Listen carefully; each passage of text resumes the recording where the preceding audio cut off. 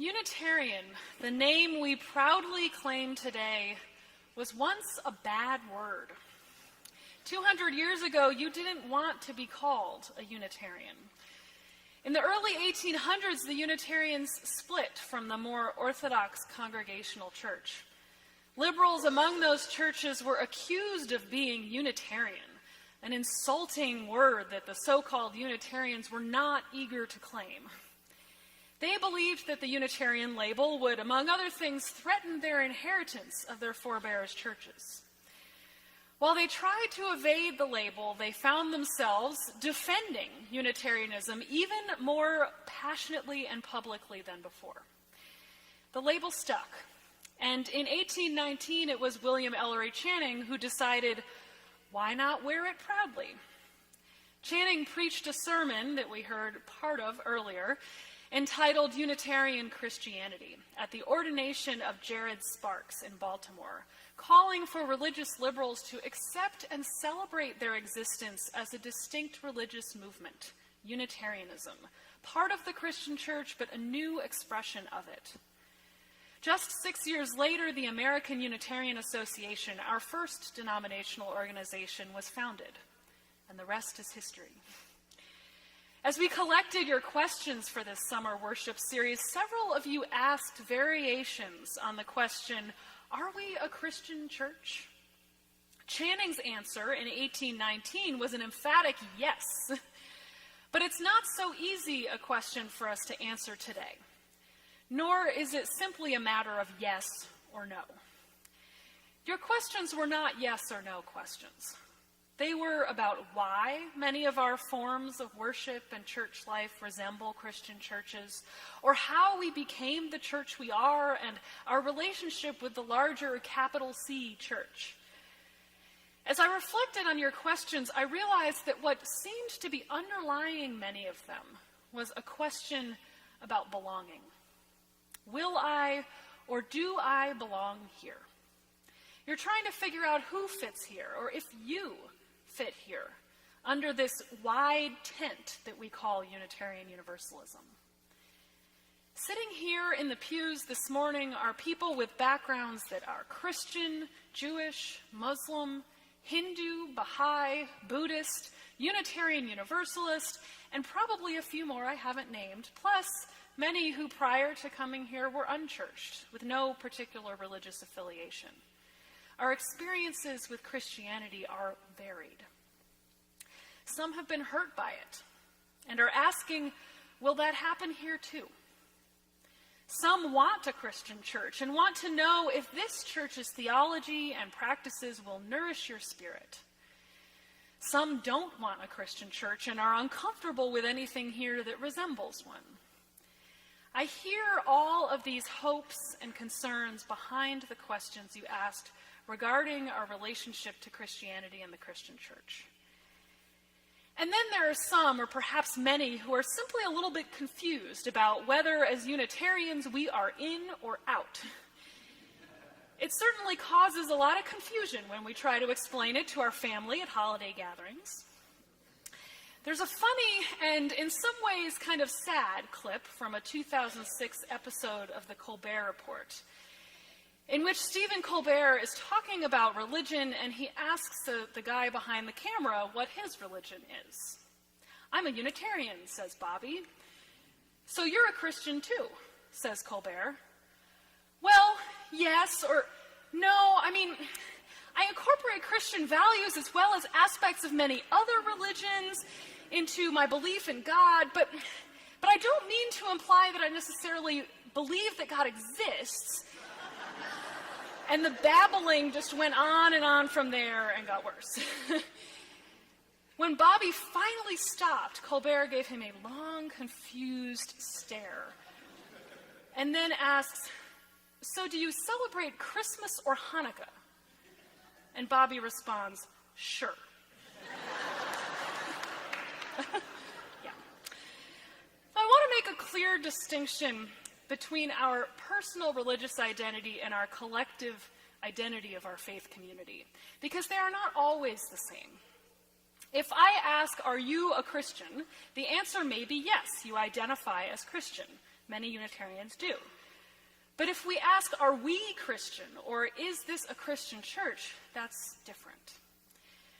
One reason for the confusion and ambiguity about Unitarian Universalism's relationship to Christianity is because it has shifted over time. In the beginning, Unitarians and Universalists were Christians. We were a radical voice within Christianity, focused on the humanity of Jesus and his importance as a prophetic teacher, rather than focusing on his death or his divinity.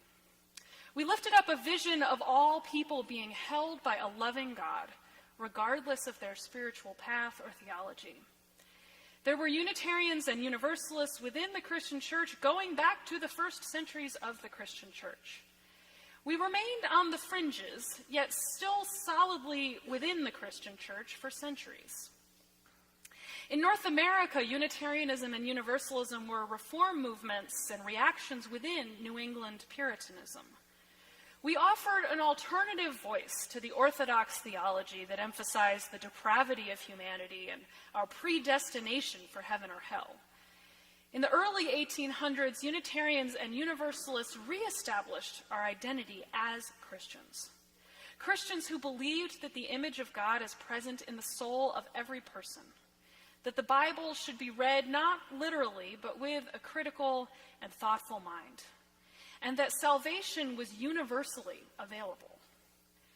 Unitarianism and Universalism were a rebellious departure from dominant Christian theologies, and so perhaps quite expectedly, rebellion developed within our movements as well, causing a debate in the years following the Civil War about whether Unitarianism in particular was still a Christian denomination.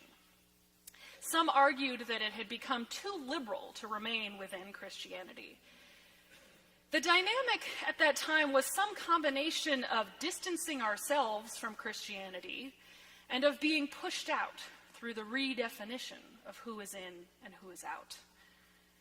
In the second half of the 1800s and the early 1900s, our faith was shifting in many ways, from faith in Christ to faith in human nature.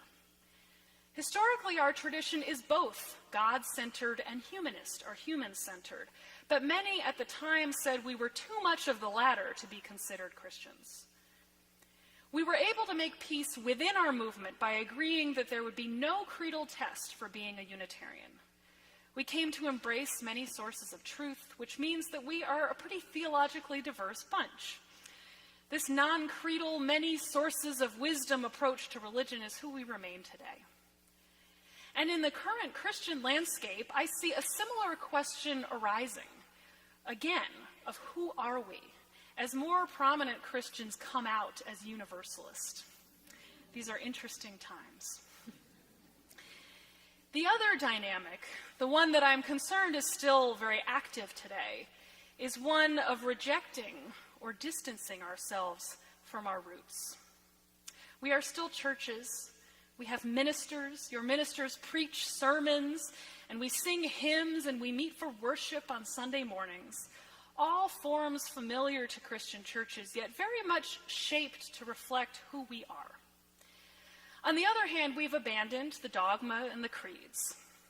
We must not, however, abandon the stories and radical theologies in which our Unitarian Universalist tradition is rooted. We must claim them, preserve them, and examine them anew for what truth they have for our lives. So this, in a nutshell, is how we got to be the denomination we know today, not quite Christian, but rooted in Christianity, made up of Christians and atheists and pagans and Jewish Unitarian Universalists. And although our personal theologies are varied, I believe that we as a denomination have a responsibility not to completely disconnect from our roots. We can liken it to cultural heritage. If my parents or grandparents were Italian or Mexican, and I was born in the United States, I may identify as Italian or Mexican American. As part of this, I might observe some of the holidays, eat the food of my heritage, identify with my heritage, but not call myself Italian or Mexican. Similarly, there are many Jewish people in the United States who have a variety of theologies. Their parents or grandparents may have come from Eastern Europe, and while they don't practice Judaism in the same way that their ancestors did, they still very much identify culturally as Jewish. Unitarian Universalism has a similar relationship to Christianity. Our diverse theologies may differ from our religious ancestors of 200 or 1,000 years ago, but our culture is steeped in Christianity. It is one of our sources, not the only one, but we cannot exclude it, or we cut ourselves off from the grounding and the nourishment that our roots can bring us. We need to own this religious heritage, both the gifts it has given us and the more painful legacies of injustice and harm perpetrated by the church, some of which we have experienced directly or personally. We need to do this for our own spiritual health as a community, but also for the good of our wider world. The hurt and harm caused by Christianity over the centuries has in large part been carried out by people who were not really living the Christian message. They were not following the commandment that was one of our readings this morning, to love God and to love your neighbor as yourself. I believe that part of healing from past religious harm is naming that harm, what caused it, and lifting up elements of that same tradition that might counter the harm, calling ourselves and others to actually live the liberating message that our Unitarian and Universalist ancestors promoted. There is no one right way to believe or practice religion, just as there is no one right way to believe or practice Christianity. This was William Ellery Channing's point. Our identity as a religious movement is described by a word, Unitarian, that was once intended to divide, but was refashioned into a unifying, community-building term that affirmed our distinct theology. Words are very powerful tools. I believe that one of our greatest challenges as Unitarian Universalists is to build our comfort with the language and forms of our Christian roots, and to employ that language to deepen our faith and transform structures and theologies that oppress. This is what our Unitarian and Universalist ancestors have done for centuries. They have remained firmly rooted in their heritage, but made it their own and transformed it for their time. There is a scene in the book Through the Looking Glass by Lewis Carroll in which Alice meets Humpty Dumpty and they talk about the meaning of words. Humpty Dumpty claims that he can make words mean anything he wants them to mean. He says that some words have a temper, particularly verbs because they're the proudest. Adjectives you can do anything with, but not verbs, he says. This exchange between Alice and Humpty Dumpty points towards the difference between words as signs and words as symbols. Signs refer to something very specific, whereas symbols involve interpretation. And many religious words are symbols. They require interpretation. And this gives us and those words great power. Take 4 words as an example, some religious and some not. God, worship, queer, and nerd. What do these words have in common? Well, each of them evokes a strong feeling or image or meaning when you hear them, right? God, worship, queer, and nerd. They all have been bad words in certain times and for certain people, but have been reclaimed and used with integrity in new and life-giving ways. Most words don't have a power in and of themselves. What gives them power is years of accumulated associations and symbolism. What gives them power is their shared use within a community. The Reverend Jean Harrison Nuehar, author of one of the readings that Christine shared, says that words are tools for expression and communication, but they are much more than that. They are containers for the possibilities of our lives. Nuehar's reading is about spiritual maturity, which includes being able to talk about our deepest convictions and commitments with comfort and integrity. She contrasts the use of words that feel like a stiff new boot with words that feel like a soft, worn slipper, and suggests that our halting, uncertain use of religious words indicates that we're not fluent in our faith. Such words can feel like a foreign language sometimes, because they have been taught to us in a particular dialect, a dialect that our society privileges over others. Unfortunately, we have allowed more conservative religious groups to claim and define such words for us as well, and have not let ourselves understand the deep meanings that these religious words might have for us, and have had for us as Unitarians and Universalists for many generations. For example, the word worship. I don't know if Christine was reading my mind and knew what I was going to say when she chose the opening words, but worship is a word that some people in our church are uncomfortable with, because you can't get out of your head the image of bowing down to a deity. Greek has two words which are translated as worship in the Bible. One means to prostrate oneself or to obey, but the other means to serve or work for. And the Old English root of the word worship means to honor, or to attribute worth or respect. If you look on our Unitarian Universalist Association's website today, you'll see worship described as a radical openness to all experience, a sensitizing process that exposes us to the heights and the depths of life. Generally, when Unitarian Universalists use the word, we're not referring to bowing down. We talk about opening up, awakening the senses, being deeply connected with life, and honoring what is of worth.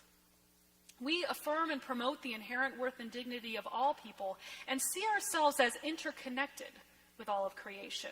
And this is why we worship.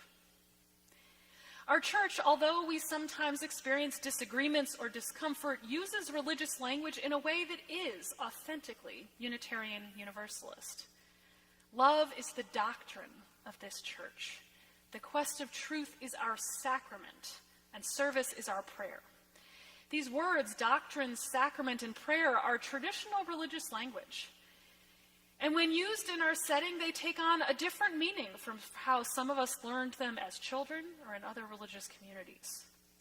But this doesn't make using them here any less authentic, assuming we are thoughtful and reflective in using them.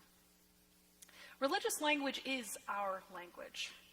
And in using it, we have the power to connect rather than to separate, to develop trust rather than suspicion, and to open hearts. As with the stories and radical theologies of our Christian roots, I believe we must claim and reclaim religious language anew for our own rationally, spiritual, and joyfully deep lives. And if we as a Unitarian Universalist church are to be a recognized and powerful religious voice in the public square. As the Reverend Stephen Kendrick wrote, the world around us is deeply influenced, for good or ill, by the Spirit of Jesus. We need to be familiar with this insistent and determined character if we are to live and do our work in this world. So I think I've done my best of answering the question, are we a Christian church? But what of the underlying question about belonging? I believe that there is room for you, for all of us. There was room for Unitarianism in Christianity in the early 1800s, and there is room for us in the extended, blended, and multi-generational family of Christianity today. Unitarian Universalism is a tradition with strong, deep roots, but to extend the metaphor, we also have many, many branches, leaves, and fruit. It sometimes seems like we Unitarian Universalists know better what we reject than what we affirm. We draw the circle, and outside of it is our religious past, theologies that are very different from ours, or religious traditions whose rituals and practices seem foreign to us. But we cannot define belonging by what we are not. We have to know what we affirm. A positive, life-affirming Unitarian Universalist message grows from our roots, is developed through the use of a shared language, and is forged in the fires of claiming and transforming what we have been given. If you ask me, our life-affirming message and call sounds a lot like our reading from the Gospel of Matthew this morning. Worship and love what is holy, with all your heart, soul, and mind. Treat your neighbors as you wish to be treated, with generosity, compassion, respect, and love. You are worthy of love and justice, and we are connected. So let us act as if this is so. This is the message that is rooted in our religious past, and it speaks to the realities of our world today. So if you are asking the question, is this a place where I can heal from ways that I have been hurt by religion? I hope the answer is yes. If you're asking the question, will this church nourish my spirit and help me deepen my faith? I hope that the answer is yes. If you're asking the question, is this a church that will challenge me? Help me move beyond my comfort zone now and then, and call me to reflect on and find truth in a variety of sources. I hope the answer is yes. If you're asking the question, is this a Christian church or not? I hope the answer is yes, because really it is and it isn't. And if you're asking the question, do I belong here? I hope the answer is definitely yes. May it be so. Amen.